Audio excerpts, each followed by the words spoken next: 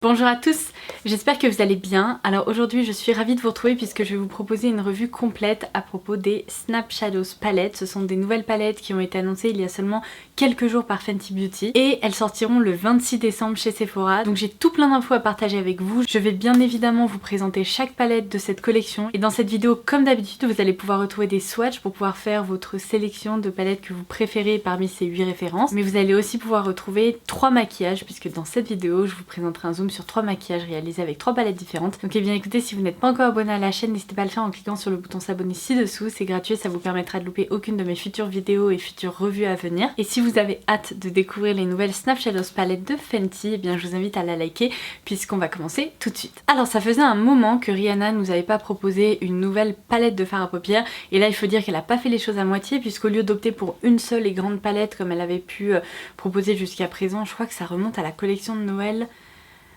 Peut-être pas de l'année dernière mais d'il y a 2 ans. Je me souviens plus très bien mais le fait étant que cette année au lieu d'avoir une seule grosse palette, elle nous propose ici 8 palettes qui sont très différentes les unes des autres pour pouvoir se diriger vers les teintes qui nous tentent le plus ou que l'on porte le plus. Et lorsqu'on les sort de leur packaging, voici comment elles se présentent. Alors le moins qu'on puisse dire c'est qu'elles sont hyper compactes, vous pourrez sans problème voyager avec, vous pourrez également les transporter sans trop craindre quoi que ce soit parce que pour ne rien vous cacher, j'ai quand même réussi pendant que je filmais toutes les séquences de cette vidéo, Madone a des choses à raconter. Je vous disais donc que quand j'ai filmé les séquences pour cette vidéo, j'ai quand même réussi à en faire tomber une par terre et elle n'a absolument rien, c'était la violette, donc celle-ci, elle n'a absolument rien, les fards ne sont pas cassés, alors je vous invite pas non plus à mettre en place un concours de lancer de palettes, mais je pense que ce packaging est finalement tellement compact et assez dur, donc les fards sont bien protégés. Et il y a également un petit élément un peu ingénieux qui a été ajouté au packaging, puisqu'en fait si vous craquez pour 2 palettes et que disons vous avez envie de les emporter avec vous, puisqu'il y a une palette plus avec des tons chauds et l'autre plus avec des tons froids par exemple, et que vous avez vraiment envie de créer des maquillages différents les uns des autres, vous pouvez en fait les hop, clipser entre elles pour ne créer qu'un seul et même compact avec bien évidemment les 2 faces qu'on peut hop ouvrir comme ceci de ce côté et de l'autre. Alors on peut pas en ajouter d'autres parce qu'évidemment sur ce côté lisse on peut pas clipser d'autres palettes, mais en tout cas si vous en avez 2, 4, 6 ou 8, et bien vous pourrez toutes les attacher ensemble. Je trouve que c'est assez sympa, ça permet de gagner de la place et d'éviter que les palettes se baladent encore plus dans votre trousse de toilette. Concernant les infos pratiques de cette palette, vous avez pu l'apercevoir à l'instant, mais ce sont en fait des petites palettes qui contiennent 6 couleurs chacune. Toutes les couleurs sont différentes parmi les 8 harmonies proposées et en termes de grammage on est sur 6 fois 1 gramme, donc c'est plutôt raisonnable. Ce sont pas des fards qui sont minuscules, en même temps ce sont pas des énormes godets, mais disons que c'est raisonnable pour pouvoir quand même réaliser pas mal de maquillage avec. Comme je vous l'ai dit en début de vidéo, elles seront proposées à la vente juste après Noël, donc le 26 décembre sur les shops de Sephora. Je vous laisserai le lien ci-dessous si jamais vous avez envie d'être au taquet pour craquer le jour J. Et j'ai lu sur le communiqué officiel qu'aux États-Unis elles allaient être proposées au prix de 26 $. Donc je ne sais pas si en France ça va être un peu vache et ils vont pas vraiment faire la conversion, ils vont juste les proposer à 26 €. Entre nous, je n'espère pas parce que je trouve que 26 € pour une petite palette de 6 fards, c'est quand même pas donné. Personnellement, je trouve que ça serait plus sympa de les mettre à 25 € ou moins. Typiquement à 22 € ça serait déjà carrément plus raisonnable, 25 à la limite, mais 26 € ça commence à devenir assez cher pour seulement 6 fards Fenty, donc nous verrons. Bien sûr je daterai la barre d'infos ci-dessous dès que le prix officiel aura été annoncé parce que Sephora France n'a pas encore voulu communiquer là-dessus, donc bon, nous verrons. Alors j'ai envie que cette vidéo aille droit au but, donc on va tout d'abord passer au swatch. Quand j'aurai des maquillages à vous montrer, notamment celui que je porte aujourd'hui mais également 2 autres maquillages réalisés avec 2 autres palettes, et bien je les insérerai évidemment pendant que je parle, et à la fin je vais vous donner un peu mon avis sur ces palettes, sachant que ça fait déjà 4 jours que je joue avec, que je fais des maquillages avec, donc j'ai disons une première impression un peu développée à partager avec vous, et je vais donc partager mon ressenti avec vous aujourd'hui pour que vous puissiez faire un choix le jour J. Donc c'est parti, je commence par la première Snap Shadow palette. Alors cette première palette se présente donc comme ceci, on a un gros numéro sur chaque palette justement pour les repérer et pouvoir se diriger vers celle qui nous intéresse. Le plus pratique c'est que si on les retourne, on a également une petite illustration avec les couleurs à l'intérieur de la palette, parce que c'est vrai que si vous en avez plusieurs, vous n'allez pas vous dire la une c'est exactement celle-ci, etc. Ce sera plus simple de les retourner pour chercher les fards. Donc la première s'appelle la 1 True Neutrals et vous allez pouvoir apercevoir à l'écran que c'est une palette qui vraiment ne fait pas de vagues. C'est vraiment une palette de neutre avec quelques essentiels à porter au quotidien. Il y a un bon équilibre entre les fards mat et les fards plutôt lumineux puisqu'on a 3 mat et 3 fards satinés, très légèrement métalliques pour certains, mais plutôt satinés je dirais dans l'ensemble. Et c'est une palette qui ne tire ni trop vers les sous-tons chauds ni trop vers les sous-tons froids, et c'est une palette vraiment quotidienne je dirais. Donc je vais vous proposer des swatchs. On retrouve tout d'abord Nookie Rookie, ensuite Simmer Down, ensuite Tequila Night, ensuite Velvet Cuffs, Come and Get It et Affogato. Je passe ensuite à la deuxième Snap Shadows palette qui s'appelle ici la Cool Neutrals et c'est celle que je vous ai présentée juste il y a quelques minutes, donc avec une harmonie qui tire vraiment vers le rose un peu violet mauve. Donc on commence par le fard You There, ensuite Wife It Up, Risky Riches, Upper Class, Hey Auntie et Getting Toasty. Alors je me permets de vous faire la petite remarque là parce que je dois vous avouer que quand j'ai swatché ces palettes, je me suis vraiment posé la question de qu'est-ce qui se passe avec certains de ces fards mat, parce que en swatch en fait ils ont tendance à faire un peu des patchs et j'ai remarqué que le deuxième fard de cette palette, vous le verrez vraiment sur le swatch, il est pas égal, il est vraiment pas velouté comme certains fards Natasha Denona peuvent l'être. En tout cas au toucher il est plutôt velouté, mais en termes de rendu c'est assez inégal, un peu patchy. Et j'ai trouvé d'ailleurs qu'il ressortait bien plus foncé sur la peau que ce qu'on peut apercevoir dans le pan. Et en fait vous allez le voir juste après tous mes swatchs, mais ma remarque principale par rapport à ces palettes c'est qu'il y a quand même un côté un peu inégal entre certaines références et certains fards. Tous les fards mat ne se comportent pas de la même façon et fort heureusement j'ai l'impression que la plupart se comportent quand même bien mieux que celui-ci en particulier, donc on en reparlera. On passe ensuite à la palette numéro 3, donc on a ici la Deep Neutrals qui cette fois-ci mise sur des fards beaucoup plus chauds qui tirent vraiment un peu vers des orangés, prunes, marron. Donc on a tout d'abord Nudie Booty, ensuite Heaven Sent, Smash or Pass, Fear Freak, Shots Fired et enfin No Fudge Given. C'est une palette que je trouve vraiment assez intéressante pour les personnes qui aiment les fards plutôt chauds parce que c'est vrai que ce contraste entre cet orangé et ce prune c'est hyper joli. En plus ces deux marrons là, moyen et foncé, ça peut permettre de vraiment bien définir le regard. Donc on va rien pouvoir réaliser de très lumineux avec cette palette, mais quand on aime les fards plutôt chauds et les maquillages finalement assez intenses, je pense que c'est une palette qui peut être très intéressante. On passe ensuite à la palette numéro 4 qui est la Rose tout simplement et qui se présente comme ceci. Alors celle-ci m'a beaucoup intriguée donc j'ai réalisé un maquillage avec. Je vais tout d'abord vous swatcher les fards. Donc on a tout d'abord Sleepover, ensuite Lil Miss, Stunt Queen, Sugar Shock, Spice Trip et Diva Feva. Alors même constat, quand j'ai swatché les fards de cette palette, je me suis dit ça va être un enfer. Déjà on est sur des couleurs qui sont pas faciles à porter au quotidien, notamment ce fard rose fuchsia Barbie hyper intense. Et quand je les ai swatchés, je me suis dit mais on ne voit pas grand chose, à part les fards de la deuxième rangée. La première rangée était hyper décevante, ils jouent vraiment sur la transparence et en fait j'ai remarqué dans cette collection que les swatchs ne rendent pas tout à fait justice au rendu des fards une fois déposés sur la paupière, puisque au pinceau et quand on commence vraiment à les travailler au niveau du regard, on est plus agréablement surprise par le rendu sur paupière que le rendu sur peau, donc sur le dos de la main. Alors je ne saurais pas trop expliquer cette différence, mais c'est sûr que autant par exemple des fards Natasha Denona se swatchent aussi bien qu'ils s'applique, autant là il y a un petit décalage. Alors le truc qui m'a quand même fait plaisir, c'est que le maquillage que j'ai pu réaliser avec, je le trouve quand même très joli, il est assez intense. Alors ce ne sont pas les fards colorés les plus incroyables que j'ai pu tester jusqu'à présent, ils sont pas toujours hyper faciles à travailler, le rendu pourrait être un tout petit peu poussé à un extrême plus intéressant en termes de pigmentation, de rendu lumineux, etc. Mais il n'empêche que je trouve que c'est une palette qui est très jolie et qui finalement se comporte plutôt bien sur les paupières. Le fard qui vraiment tire son épingle du jeu selon moi, c'est ce fard-ci qui est un fard avec plein de micro glitter, mais contrairement aux glitter Colourpop qui sont quand même assez épaisses, pas toujours idéal à appliquer au niveau de la zone du contour de l'œil, et bien là on est sur des paillettes qui sont très fines. Alors on est sur un fard un peu texturisé mais qui apporte une vraie lumière, une vraie dimension au maquillage. Je regrette qu'il n'y ait pas une palette uniquement avec des fards comme ça glitter qui ait été proposé, ou alors qu'il n'y ait pas plus de fards de ce genre là qui ait été glissé dans les autres palettes, mais en tout cas bon, elle est intéressante et si vous êtes une amatrice de rose, elle est peut-être faite pour vous. On passe à la palette numéro 5, donc c'est ici la palette Peach. Et alors celle-ci est très jolie, mais il va pas falloir vouloir réaliser des maquillages hyper définis ou très intenses. Ce qui est sympa, c'est que j'ai vraiment l'impression que ces palettes ont été développées pour créer une harmonie justement avec des teintes qui se complémentent les unes des autres, mais si vous les associez, donc vous les clipsez par deux, vous serez amené à pouvoir réaliser bien plus de maquillage si notamment vous retrouvez par exemple des marrons plus foncés dans une autre palette, etc. Celle-ci notamment pourrait très bien s'associer avec la palette Warm Neutrals, donc c'est vraiment quelque chose à réfléchir peut-être si jamais vous avez envie de les combiner entre elles. Donc je vais vous la swatcher. Il s'agit ici des fards Bellini Baby, ensuite Churro, ensuite High Pumpkin, Peach Me, Butterum et Shoot Your Shot. Palette numéro 6, On a ici la palette Smoky qui est une des autres palettes qui m'a vraiment intriguée.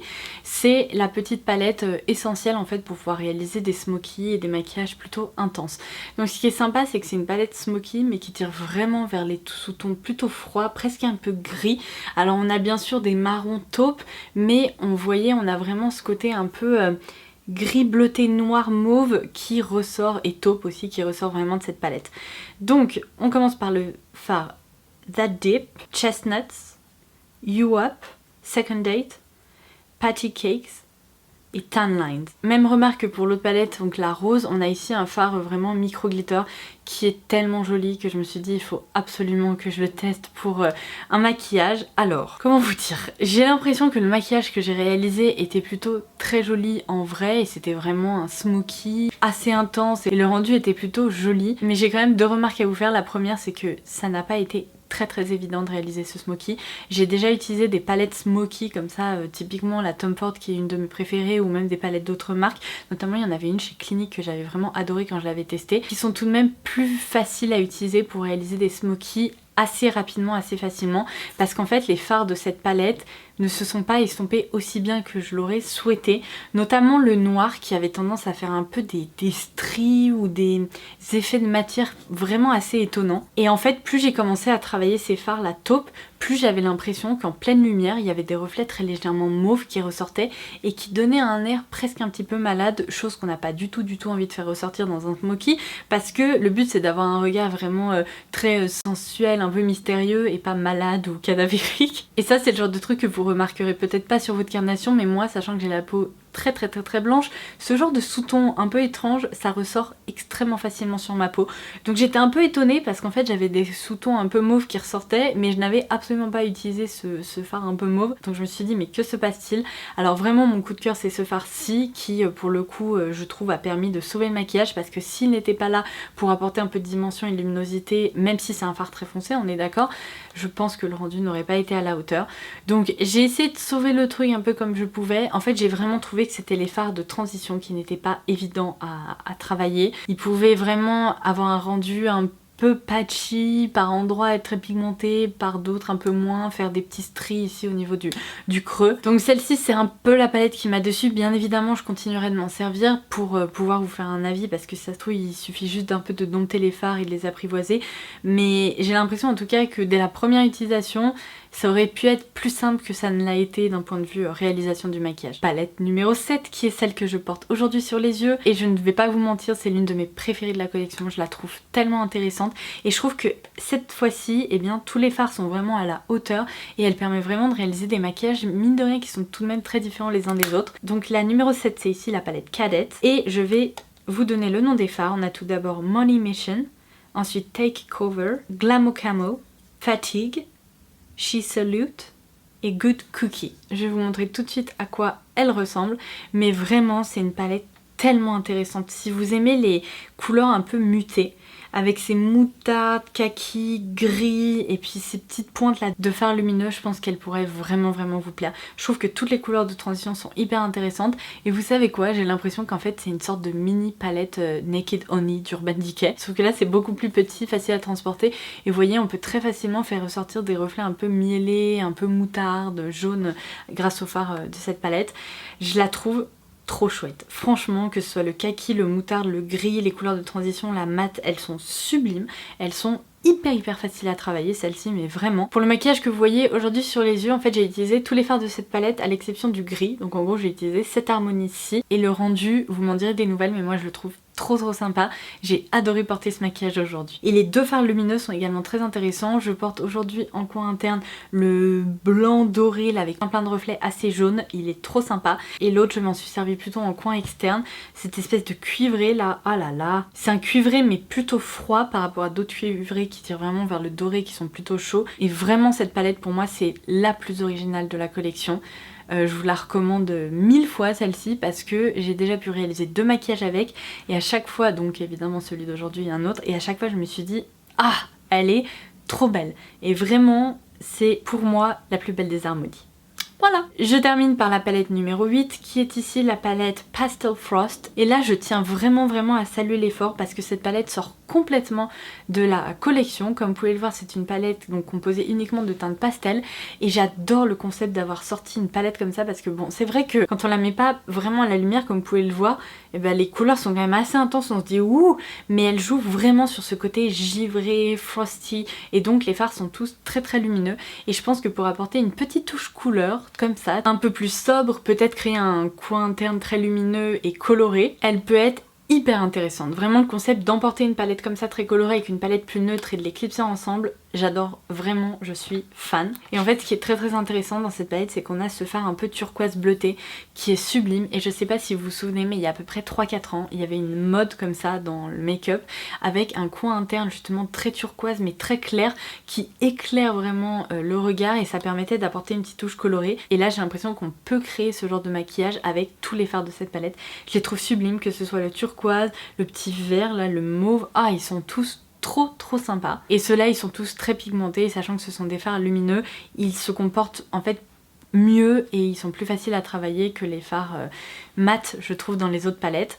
Dernier petit détail, c'est fards à paupières, alors pas les mat, enfin en tout cas je vous dis pas les mat, c'est juste que je n'ai pas testé avec les mat parce que je ne vois pas trop l'intérêt de faire ça, mais en tout cas les fards satinés ou ceux qui ont tendance à être plus lumineux, j'ai déjà humidifié mon pinceau et j'ai essayé de les travailler humidifiés et ça fonctionne tout à fait, ça relève vraiment l'intensité des pigments et ça permet de les faire ressortir encore plus. Alors maintenant que vous avez pu observer toutes les palettes vraiment dans leur ensemble avec des swatchs et puis des maquillages pour certaines des palettes, je vais vous faire un petit bilan global. Alors je trouve qu'en termes de concept c'est hyper sympa, 8 harmonies c'est énorme pour une seule collection comme ça donne vraiment pas mal de choix, ça permet de se diriger vers là où les palettes qui nous tentent le plus. J'aime aussi le concept d'une palette seulement de 6 fards parce que pour le coup, contrairement à certaines palettes avec 30 fards par exemple et surtout certaines couleurs dont on va pas vraiment se servir, là ça permet vraiment d'aller piocher certaines palettes qu'on va pouvoir repérer comme étant des palettes qui vont nous convenir personnellement. En termes de prix, comme je vous le disais en début de vidéo, j'ai juste une petite réserve, j'espère vraiment qu'elles vont pas être à 26 € parce que j'ai trouvé ça un peu cher pour ce que c'est, mais on verra, on aura la réponse d'ici quelques jours. En termes de qualité, je dirais que la qualité est vraiment au rendez-vous, à part certains fards mat dans certaines palettes qui m'ont un peu déçue, qui ne sont pas vraiment comportés comme je l'aurais souhaité. Il y a beaucoup de ces fards mat qui sont très faciles à travailler, qui se swatchent pas particulièrement bien, mais une fois qu'on prend un pinceau et qu'on commence à les travailler, eh bien ils s'estompent facilement, ils se travaillent, ils se dégradent facilement, donc ça c'est chouette. Mais c'est vrai que certains d'entre eux sont un petit peu capricieux, ils peuvent faire un peu des patchs, ils sont pas toujours complètement égaux en termes de rendu, si on part ici, si on se met là, etc. Donc avec certaines couleurs, notamment les un peu plus foncées, eh bien petit warning parce qu'on peut en effet avoir des patchs ou si vous avez une paupière un peu irrégulière, peut-être que vous allez trouver le rendu pas tout à fait à la hauteur d'un point de vue des fards mat. En revanche, tous les fards lumineux, je n'ai eu aucun problème avec eux. Ils sont très pigmentés. Ce qui est assez intéressant, c'est qu'ils s'appliquent finalement aussi bien au pinceau qu'au doigt. Au doigt, on peut avoir un rendu peut-être un peu plus intense, c'est le cas de la plupart des fards lumineux, mais même au pinceau, j'en ai appliqué certains comme ça et j'ai été très agréablement surprise. Est-ce que ce sont des palettes complètement uniques vers lesquelles il faut se ruer? Je dirais, ça dépend un peu des références. Toutes les palettes un peu neutres proposées là dans les numéros 1, 2, 3, ce sont des palettes finalement assez classiques, des couleurs que vous allez peut-être pouvoir retrouver dans votre collection, que vous avez déjà à la maison. En revanche, pour quelqu'un qui débute par exemple dans le maquillage ou qui a envie d'agrandir sa collection, si par exemple vous manquez de fards plutôt chauds ou plutôt froids, ça peut également être une bonne option. En revanche, pour ma part, je trouve que les deux palettes qui sont vraiment originales et qui sortent un peu de l'ordinaire dans cette collection de Snap Shadows palettes, ce sont vraiment celles qui ont fait battre mon petit cœur et où je me suis dit waouh, ça ce sont des palettes hyper intéressantes. Et enfin, j'ai deux points à évoquer avec vous. La tenue, comme vous pouvez le voir, là on est déjà en fin de journée parce que j'ai une journée assez chargée. Je m'étais maquillée ce matin à 8 h. Ça n'a pas bougé d'un iota et pourtant je n'ai pas appliqué de base. Les fards tiennent dans l'ensemble très bien. Une fois que vous avez terminé de vous maquiller, en tout cas sur des paupières normales comme les miennes, eh bien vous verrez que le soir le rendu est le même. Et si on parle de chute, en fait ça dépend un peu des couleurs et des palettes. Les palettes les plus foncées peuvent en effet faire un petit peu de chute, après ça peut se corriger assez facilement avec un pinceau poudre. Moi j'ai balayé vraiment les petites chutes comme ça assez facilement. Attention en revanche avec les fards vraiment marron foncé ou noirs, ceux-là peuvent vraiment laisser des petits résidus plus difficiles à retirer. Donc eh bien écoutez, c'est tout, maintenant vous savez tout à propos de ces nouvelles Snap Shadows palettes. J'espère vraiment que cette vidéo vous aura plu, qu'elle aura pu vous être utile. Si j'ai oublié d'évoquer un point particulier dans cette vidéo, n'hésitez pas, vous avez ci-dessous les commentaires dans lesquels vous pouvez me poser toutes les questions qui vous trottent dans la tête. Et si nous n'avons pas l'occasion de nous retrouver avant Noël, parce que je dois vous avouer que là ça va être les vacances, j'ai pas de planning défini et tout comme j'ai pu en avoir jusqu'à présent. Je vais juste en profiter pour me reposer un petit peu. Donc si nous n'avons pas l'occasion de nous reparler avant Noël, eh bien je vous invite à me rejoindre sur Instagram puisque là on pourra échanger plus facilement. Et sinon je vous souhaite de passer d'excellentes fêtes de fin d'année. On se retrouve tout de même très très vite, vous verrez je ne suis jamais très très loin. Donc sur ce je vous embrasse très très fort et je vous dis à très vite. Bye bye.